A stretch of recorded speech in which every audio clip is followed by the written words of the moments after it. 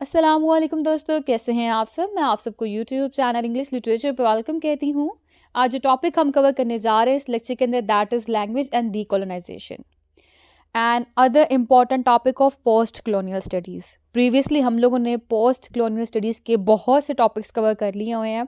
अगर आपने उसके लेक्चर्स नहीं सुने तो आपको लिंक प्ले लिस्ट का डिस्क्रिप्शन में मिल जाएगा, उनके ऊपर क्लिक करके आप पोस्ट कॉलोनियल के सब लेक्चर्स को अप्रोच कर सकते हैं। तो एनी हाउ, अब टाइम को वेस्ट किए बगैर जो हमारा आज का लेक्चर हम करते हैं शुरू, which is language and decolonisation.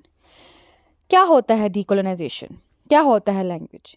First of all, decolonisation कहते हैं अ प्रोसेस ऑफ डीकंस्ट्रक्ट, एक ऐसा प्रोसेस जिसके अंदर डी का मतलब होता है तोड़ फोड़ करना, ख़त्म कर देना, ठीक है, जिसके अंदर कोलोनाइजेशन एंड हो रही होती है, कोलोनाइजेशन ख़त्म हो रही होती है, यानी कि a process of withdrawing from a former country, ये होता है डीकोलोनाइजेशन। कोलोनाइजेशन क्या होता है? हमने पहले भी बहुत दफ़ा इसके बारे में बात की, अब थोड़ी सी और गपशप कर लेते हैं। कोलोनाइजेशन का मतलब होता है जब एक कॉलोनियल पावर, यानी कि जब एक ताकतवर कंट्री, एक पावरफुल कंट्री एक वीकर कंट्री के ऊपर आके अपनी पावर कायम कर लेती है, अपनी रूलरशिप स्टार्ट कर लेती है वहाँ पे, और उनको वो अपने अंडर ले आती है, तो इट मीन्स वो टाइम पीरियड कॉलोनाइजेशन का टाइम पीरियड कहलाता है। जिस कंट्री ने आके अपनी पावर कायम की उसको हम कहते हैं कॉलोनाइजर, और जिस कंट्री के ऊपर की गई उसको हम कहते हैं कॉलोनाइज्ड। फॉर एग्जांपल, सब कॉन्टिनेंट में यूरोप आए थे, यूरोपियन आए, ब्रिटिशर्स आए, वाइट मैन आए। उन ब्रिटिशर्स ने आके अपनी पावर कायम की सब कॉन्टिनेंट के लोगों के ऊपर। तो वो जो ब्रिटिशर्स आए थे वो कॉलोनाइजर्स थे, और जिनके ऊपर उन्होंने अपनी पावर कायम की, यानी कि जो सब कॉन्टिनेंट के लोग थे वो कॉलोनाइज्ड हुए। क्लियर? अब इस टाइम का जब एंड हुआ, यानी कि जब कॉलोनियल टाइम पीरियड का, कॉलोनाइजेशन का एंड हुआ, उस टाइम को हम लोग डीकोलोनाइजेशन कहते हैं।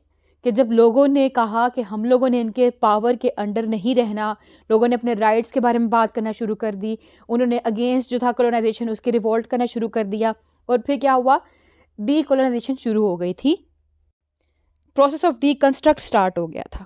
ये था डीकोलोनाइजेशन। अब लैंग्वेज क्या है? सबको पता है कि लैंग्वेज जो है वो एक मीन्स ऑफ कम्युनिकेशन होती है, एक पर्सन की शनाख्त होती है, एक पर्सन की आइडेंटिटी उसकी लैंग्वेज होती है, एक पर्सन के कल्चर का एसेंशियल पार्ट होता है लैंग्वेज। अब कॉलोनियलिज्म क्या है मैंने बता दिया, लैंग्वेज क्या है मैंने बता दिया, डीकोलोनाइजेशन मैंने बता दिया क्या हो गया, ठीक है। अब कॉलोनियलिज्म के बाद क्या हुआ, यानी वो टाइम पीरियड जब कॉलोनियल पावर वापस चले गई जहाँ से वो आई थी, और जो कॉलोनाइज थे वो फ्री हो गए, तो उसके बाद कॉलोनियल टाइम पीरियड का आफ्टर इफेक्ट्स क्या थे? उसने एक स्टेट ऑफ इम्पीरियलिज्म क्रिएट कर दी, यानी फिजिकली हम लोग फ्री हो गए लेकिन मेंटली हम लोग स्लेव बन गए। और स्टिल प्रेजेंट टाइम में भी, इवन दो हम लोग अंग्रेज़ों की पावर के अंडर नहीं आते, हम लोग कॉलोनियल रूल से फ्री हैं, लेकिन still we are mentally slave. हम अभी तक मेंटली स्लेव हैं, हम अभी तक उनकी लैंग्वेज बोलना पसंद करते हैं, इंग्लिश लैंग्वेज। हम इंग्लिश लिटरेचर पढ़ रहे हैं जी, हर कोई इंग्लिश को बड़ा अडोर कर रहा है। हम अभी तक उन जैसी ड्रेसिंग करना पसंद करते हैं, जीन्स पैंट्स पहन लेते हैं हम लोग, उन जैसे बालों के कलर्स, लाइक बालों को खोलना, स्ट्रेट करना, सोन, उन जैसे कल्चर को अडोर करते हैं, उन जैसे कल्चर को अपनाना पसंद करते हैं। मतलब क्या हुआ, फिजिकली वी आर फ्री, हम इधर उधर घूम फिर रहे हैं, लेकिन mentally we are still slave. और इसको हम लोग इंपीरियलिज्म भी कहते हैं, कि रिमोट कंट्रोल, कि अभी भी हम उन्हीं के हाथ के पुतले हैं।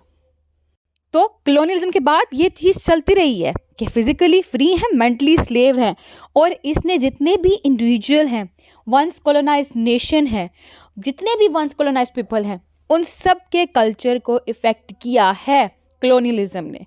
इसके अलावा इसका जो हम रोल बताएं लैंग्वेज के ऊपर, वो बहुत इंपॉर्टेंट रोल है। जो कॉलोनाइजर की लैंग्वेज थी वो हमारे एवरीडे लाइफ का पार्ट बन चुकी हुई है। इवन कि हम कोई भी वर्ड बोल रहे हैं, अगर आप किसी गांव के लोग से मिलेंगे, अगर आप किसी पठान से मिलेंगे, किसी सिख से मिलेंगे, मतलब किसी भी पर्सन से आप मिल लेंगे, किसी भी कल्चर के पर्सन से मिल लेंगे आप, उनकी लैंग्वेज जो यूज़ कर रहे होते हैं उसके अंदर उन्होंने इंग्लिश लैंग्वेज के वर्ड्स को ऐड किया हुआ होता है, ठीक है। जैसे कि पंजाबी वर्ड है बुके, ठीक है, लाइक किताबें वर्ड है ना, लोग बुके बोल रहे होते हैं, ठीक है। उस्ताद वर्ड है, लोग टीचरें बोल रहे होते हैं, ठीक है। मतलब उर्दू के अंदर भी ऐसे ऐसे वर्ड कि लैंग्वेज जो है वो हमारी हमने इंग्लिश को एवरीडे लाइफ का पार्ट बना लिया हुआ है। कॉलोनाइजर की लैंग्वेज हमारे माइंड के अंदर अब्जॉर्ब हो चुकी हुई है और इसीलिए इस लैंग्वेज की डीकोलोनाइजेशन होना भी ज़रूरी है। यहाँ पे ज़रूरत है कि हम लोग जो हमारा माइंड है उसकी डीकोलोनाइजेशन करें, हमारी लैंग्वेज की डीकोलोनाइजेशन करें। और इस डीकोलोनाइजेशन ऑफ लैंग्वेज के अंदर हमारे पास जो सबसे इम्पॉर्टेंट नेम है ना, वो निगुगी का है, निगुगी वॉथियोंग। ठीक है, इन्होंने बहुत इंपॉर्टेंट रोल प्ले किया in the perspective of language. इन्होंने एक ऐसे लिखा, जिस ऐसे का नाम है decolonising the mind, the politics of language in African literature, जिसकी पब्लिकेशन डेट 1986 है। बहुत इंपॉर्टेंट ऐसे कंसिडर किया जाता है और लैंग्वेज एंड डीकोलोनाइजेशन के अंदर थ्रू एंड थ्रू आपको निगुगी का नेम लाजमी नज़र आएगा, क्योंकि ये लैंग्वेज एंड डीकोलोनाइजेशन डिस्कस ही इनके पर्सपेक्टिव से किया जाता है।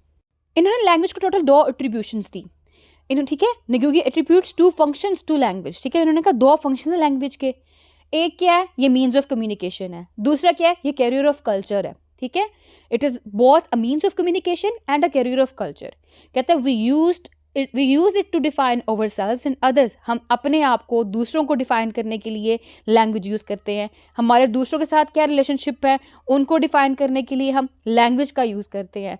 ठीक है, जो वर्ल्ड है, जो रियलिटी है, जो उसके अंदर इमेज है, उसकी जो फॉर्म्स हैं उसको ट्रांसमिट करने के लिए हम लोग लैंग्वेज का यूज़ करते हैं।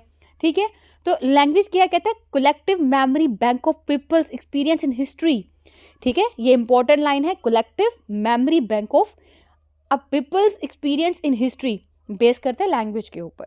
स्क्रीन पर देखिए, we use it to define our selves and others, it mediates our relationships with our selves and others, it forms and transmits images of the world and reality, it is a collective memory bank of a people's experience in history, and as product of history it in turn reflects it through the paradigm it has to offer us। तो कहते हैं language बहुत important है, इसका बहुत important role है। हमारा culture, हमारी identity is just because of our language. लेकिन कॉलोनियल पावर जो है वो हमारी लैंग्वेज को, हमारे कल्चर को सब्जुगेट करने में कामयाब हो गई है। वो अपनी लैंग्वेज को हमारे माइंड के अंदर इंसर्ट करने में कामयाब हो गई है। जैसे स्क्रीन पर देखिए लिखा हुआ है, while colonial powers succeeded in subjugating our culture over language। ठीक है, और इसके अलावा जो निगुगी है वो अपने वर्क जिसका नाम है decolonising the mind, the politics of language in African literature, इसके अंदर वो अपने कुछ इंसिडेंट्स कोट करते हैं अपनी लाइफ के। इनकी नेटिव लैंग्वेज ना गिकुयू थी। ठीक है, ये इनकी नेटिव लैंग्वेज थी। अब जब शुरू से ही एक पर्सन अपनी इस लैंग्वेज को बोल रहा है, इस लैंग्वेज को सीख रहा है, अपनी मदर से इस लैंग्वेज में स्टोरीज सुन रहा है, अब उस पर्सन का एडमिशन हो जाता है जी एक एलीट स्कूल में, एक स्कूल जो कि कॉलोनियल पावर के अंडर आता है। तो बताते हैं कि मेरा एडमिशन एक कॉलोनियल पावर के अंडर आने वाले स्कूल के अंदर हो गया। जब मैंने वहाँ पे एडमिशन लिया तो वहाँ पे अगर मैं या मेरा कोई भी दोस्त या हम में से कोई भी पर्सन अपनी नेटिव लैंग्वेज में बात करता ना, तो हमारी खूब पिटाई होती, हमें पनिशमेंट दी जाती। हमारे गले के अंदर वो कायदा पेपर्स लिख के हम लोगों को चक्कर लगवाए जाते थे। हम लोगों को अलाउ नहीं था कि हम अपनी नेटिव लैंग्वेज यूज़ करें। हम लोगों को वहाँ पे सिर्फ इंग्लिश लैंग्वेज यूज़ करने की परमिशन थी, इंग्लिश लैंग्वेज सीखने की परमिशन थी। ये कहते हैं one of the most humiliating experiences was to be caught speaking Gikuyu in the vicinity of the school. The culprit was given corporal punishment, 3 to 5 strokes of the cane on the bare buttocks, or was made to carry a metal plate around the neck with inscriptions such as I am stupid or I am a donkey। कि इतनी बुरी punishment, इतना humiliating kind of behaviour इनके साथ किया जाता था इन students के साथ जो कि कॉलोनियल पावर के अंडर जो स्कूल आ रहा था वहाँ पे पढ़ते थे, एजुकेशन हासिल कर रहे थे, और अगर वो अपनी नेटिव लैंग्वेज बोल लेते तो इनको मारा पीटा जाता, इनको पनिश किया जाता। और ऐसा क्यों हो रहा था? क्योंकि अफ्रीका जो था वो कॉलोनियल पावर के अंडर था, इसको कॉलोनाइज किया गया हुआ था, और वहाँ पे स्कूल्स के अंदर भी जो कॉलोनियल पावर थे अपनी एजुकेशन को, अपनी टीचिंग को प्रमोट कर रहे थे। इवन के आपको पता है कि जो छोटी उम्र में जो स्कूल में पढ़ाया जाता है वही इंसान की ब्रेन वॉशिंग कर रहा होता है। तो उन्होंने इंग्लिश को कंपल्सरी रखा, अंग्रेज़ों ने, उन्होंने इंग्लिश को एक टूल के तौर पे यूज़ किया, बच्चों को इंग्लिश में पढ़ाना शुरू किया, इंग्लिश को कंपलसरी लैंग्वेज बना दिया गया, इवन के बच्चों की जो ब्रेन वॉशिंग थी वो शुरू कर दी इंग्लिश लैंग्वेज के साथ, जिस वजह से जो नेटिव लैंग्वेज की वैल्यू थी वो डिसअपेयर होती गई। इवन कि नेटिव लैंग्वेज भी डिसअपेयर होने लग पड़ी, इंग्लिश ऑफिशियल लैंग्वेज बन गई। तो यहाँ पे दिखाया जा रहा है कितना ज़्यादा ह्यूमिलेटिंग बिहेवियर किया गया एक कल्चर के साथ, क्योंकि लैंग्वेज जो है ना वो एक टूल होता है आपके कल्चर का, आपको रिप्रेजेंट करने का। तो आपसे आपकी आइडेंटिटी का जो कल्चर, आपकी आइडेंटिटी का जो टूल है, आपके कल्चर का जो टूल है, वो स्नैच कर लिया गया। और जब बच्चों को एजुकेशन इंग्लिश लैंग्वेज में दी जा रही थी, इंग्लिश ऑफिशियल लैंग्वेज बन गई थी और नेटिव लैंग्वेज ग्रेजुअली डिसअपेयर होना शुरू हो गई थी, इस तरह से जो यंग थे और जो ओल्ड जनरेशन थी उनमें भी गैप आना शुरू हो गया, क्योंकि ओल्ड जनरेशन अपनी नेटिव लैंग्वेज यूज़ करती थी, जबकि जो न्यू जनरेशन थी उनको इंग्लिश पे ग्रिप थी, उनको अपनी नेटिव लैंग्वेज का, अपनी आइडेंटिटी का कुछ पता ही नहीं था, उस पर उनकी कोई कमांड ही नहीं थी। तो इस तरह से इनमें भी गैप आया। इवन के इंग्लिश को इतना कंपलसरी कर दिया गया कि अगर कोई पर्सन अच्छा खासा लाइक फाइक है, उसके सब सब्जेक्ट्स में 100/100 मार्क्स हैं, लेकिन अगर वो इंग्लिश में फेल हुआ है ना तो वो कंप्लीटली फेल है। इस तरह से इंग्लिश को और सुपरमेसी मिली और बाकी लैंग्वेज जो उनकी नेटिव लैंग्वेज थी वो आहिस्ता आहिस्ता सप्रेस्ड होती गई, सब्जुगेट कर दिया गया उनकी लैंग्वेज को ही। इवन लिटरेचर और रेटर जो कि लिटरेचर की कहानियाँ सुनाने वाले थे, गीत गाने वाले थे, और अपनी नेटिव लैंग्वेज गीत गाया करते थे, कहानियाँ सुनाया करते थे, ऑरेशन किया करते थे, उनको भी बैन कर दिया गया और नेटिव लैंग्वेज बैकवर्ड लैंग्वेज होती गई और इंग्लिश लैंग्वेज सुपीरियर लैंग्वेज बनती गई। ये सब नेगुगी ने बताया अपने एसे के अंदर, जिसका मैं आपको नाम बार बार बता चुकी हूँ। तो नेगुगी खुद भी इंग्लिश लैंग्वेज में ही वर्क्स लिख रहे थे, लेकिन उन्होंने कुछ वर्क्स जब इंग्लिश लैंग्वेज में लिखे तो उनको रियलाइज़ हुआ ये तो उनकी अपनी लैंग्वेज नहीं है, इससे तो उनकी अपनी आइडेंटिटी के ऊपर असर हो रहा है, इससे तो उनके अपने कल्चर के ऊपर असर हो रहा है। वो कह रहे थे कि हम लोगों को जो इंग्लिश लैंग्वेज है वो रिजेक्ट ही कर देनी चाहिए, हम लोगों को इंग्लिश लैंग्वेज को अडॉप्ट करना ही नहीं चाहिए। उन्होंने कहा हम लोगों को अपनी नेटिव लैंग्वेज को यूज़ करना चाहिए ताकि हमारी आइडेंटिटी क्रिएट हो, हम लोगों को डीकोलोनाइजेशन ऑफ माइंड करना चाहिए, हम लोगों को जो लैंग्वेज है उसको डीकोलोनाइज करना चाहिए। और इसी बेस पे 1977 के अंदर इन्होंने खुद अपनी नेटिव लैंग्वेज के अंदर वर्क्स लिखना शुरू कर दिए। इन्होंने 2 प्लेस लिखे थे, एक नॉवल लिखा, 3 बुक्स लिखी और इनके वर्क्स को इतना अप्रिशिएट नहीं किया गया। क्यों? क्योंकि उस टाइम पे कॉलोनियल पावर थी और कॉलोनियल पावर जो थी उन्होंने बड़ा डिग्रेड किया इनको नेटिव लैंग्वेज यूज़ करने की बेस पे।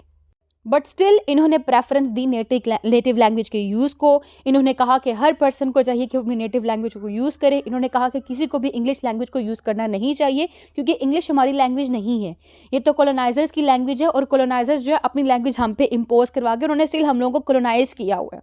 हम लोगों ने इससे फ्री होना है, हम लोगों ने इसकी बाउंड्रीज के अंदर नहीं रहना, हम लोगों ने स्ट्रगल करनी है, हम लोगों ने माइंड को डीकोलोनाइज करना है। और इन्होंने हर एक को एम्फसाइज किया, ठीक है, he emphasises everyone to use native language instead of English. और कहता है यूथ को चाहिए वो इंग्लिश को अवॉइड करे, राइटर को चाहिए वो इंग्लिश लैंग्वेज को छोड़कर अपनी नेटिव लैंग्वेज के अंदर लिखें। जैसे कि स्क्रीन पर देखिए, टू स्टार्व और kill a language is to starve and a kill a people's memory bank. तो कहता है कि अगर किसी लैंग्वेज को मार दिया जाता है इट मीन्स कि उसकी मेमोरी बैंक को मार दिया जाता है, यानी कि यहाँ पे नेटिव लैंग्वेज को डेड किया जा रहा था। तो इट मीन्स उनके जो मेमोरी बैंक है, जो उनकी हिस्ट्री है, उसको डेड किया जा रहा था। कहते हैं एक कंट्री की हिस्ट्री उसकी लैंग्वेज के साथ एसोसिएट होती है, इसलिए हम लोगों को हमारी हिस्ट्री भी साथ लेके चलिए, हमारा कल्चर भी साथ लेके चले, हम लोग को चाहिए हमारी जो नेटिव लैंग्वेज है उसको भी साथ लेकर चले हम। और ऐसे ही कहते लिटरेचर की लैंग्वेज भी जो है ना वो भी नेटिव होनी चाहिए। इवन चिन्वा एचबी ने अपने वर्क्स के अंदर इंग्लिश लैंग्वेज को यूज़ किया, उन्होंने इंग्लिश लैंग्वेज को प्रेफरेंस दी। उनका पर्पस ये था कि जो लोग हैं वो इंग्लिश में पढ़ेंगे तो उनको हमारे वर्क्स की ज़्यादा अंडरस्टैंडिंग हो जाएगी। लेकिन जो नेगुगी थे उन्होंने इस बेस पे चिन्वा एचबी को भी क्रिटिसाइज़ किया। उन्होंने कहा नहीं, ऐसा नहीं करना चाहिए, इस तरह से जो हमारी लैंग्वेज है वो फिर डेड लैंग्वेज की तरफ जा रही है, हम लोग को हमारी ही लैंग्वेज में लिखना चाहिए, हम लोग को हमारी ही लैंग्वेज को सुपरमेसी की लैंग्वेज बनाना चाहिए, उसको प्रायोरिटी पे लेके आना चाहिए। तो इन्होंने ये जो चिन्वा ने इंग्लिश में लिखा था ना, क्योंकि चिन्वा भी अफ्रीका से बिलोंग करते थे, नेगुगी भी अफ्रीका से बिलोंग करते थे, इस बेस पर उन्होंने चिन्वा को क्रिटिसाइज़ भी किया था। और इसलिए इन्होंने कहा कि माइंड्स जो हैं उनको भी डीकोलोनाइज करना चाहिए और लैंग्वेज को भी डीकोलोनाइज होना चाहिए। और इन्होंने कहा कि हम लोग को हमारी लैंग्वेज यूज़ करनी चाहिए इंस्टेड ऑफ इंग्लिश। अच्छा, मैं आपको 2 टर्म बता दूं यहाँ पे। एक टर्म है जी अप्रोप्रिएशन, ठीक है, अप्रोप्रिएशन, और एक है एब्रोगेशन। अप्रोप्रिएशन क्या है? पोस्ट कॉलोनियल स्टडीज़ के अंदर अप्रोप्रिएशन कहते हैं, जिसके अंदर हम लोग इंग्लिश लैंग्वेज की रिजेक्शन नहीं करते।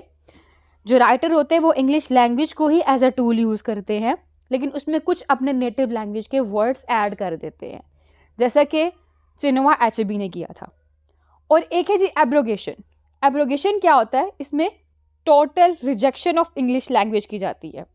इसमें इंग्लिश लैंग्वेज का एक भी वर्ड ऐड नहीं किया जाता, सारा का सारा वर्क जो है वो अपनी नेटिव लैंग्वेज में लिखा जाता है, जैसे कि निगुगी ने कहा और निगुगी ने किया। ठीक है, ये 2 टर्म्स आपने याद रखनी है।